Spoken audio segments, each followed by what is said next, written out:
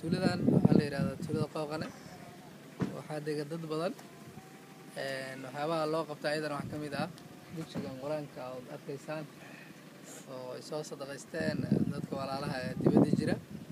rag kamid ah ay soo sadaqaysteen oo dugsi laba qol oo qayb gabdhaha iyo qayb wiilasha ah waxaa sidoo kale loo sameeyay ayagana ceel oo ardada ay biyaha ka cabaan marka laga ruuxanayo ka